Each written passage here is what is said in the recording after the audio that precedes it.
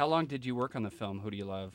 We shot, I think, about a month and a half, 6 weeks down in New Orleans. We shot New Orleans for 1940s and 50s Chicago, and they did a pretty good job. Tell me about your research and about this record company. Chess Records, which is obviously, one of the original blues labels, and also many consider the first rock and roll label in America. So Yeah, so they started Muddy Waters, kind of helps put them on the map, and then yeah, sure. You got Muddy Waters. I mean, they had some people before Muddy. They had some small hits with Andrew Tibbs and a few people like that. Bilbo Is Dead was a strange record that I think may have been their first or second record that they put out, which was actually about a politician from down south who was a horrible racist, and I don't think the record went over very well in certain parts of the South, and that kind of drove them to keep going and keep trying to get a hit. And then I think Muddy was one of the first hits they really had. Yeah.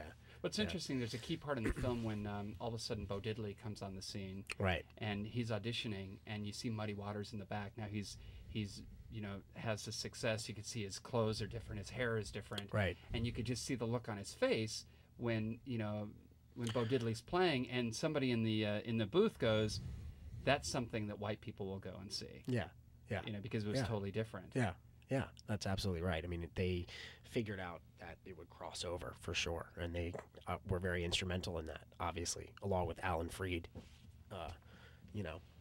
who was, in my research, sort of an interesting character himself. But tell me what you Oh, learned. I can't tell you on the radio. I can't tell you the Why things is I've that? heard Well, if it's about research. Alan Freed, but certainly interesting. Not the character we've seen portrayed in other films or in history.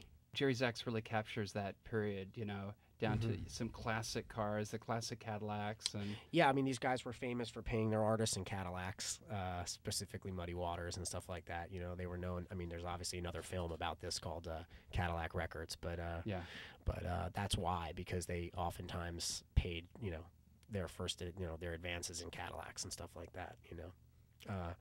Interesting characters. But I actually got to go meet Phil Chess, who lives in Arizona, and that was wonderful, because I've never been able to play somebody who was actually a living person before. So it was really interesting. Wow. And he's an interesting man. I mean, he's certainly the unsung hero of the brother, the brothership. So how accurate do you think these portrayals were? I mean, I think they're pretty accurate. Obviously, things get changed to make the movie more interesting or viable commercially, whatnot. But no, and they're pretty truthful. I mean, Leonard Chess was a driven man, and he wasn't much of a family man. And there's a crazy inside family story that backs all that up. I mean, he just was more interested in working and making records and doing that kind of stuff. And Phil was often left with not only running the insides of the business, but also taking care of Leonard's family and his own family.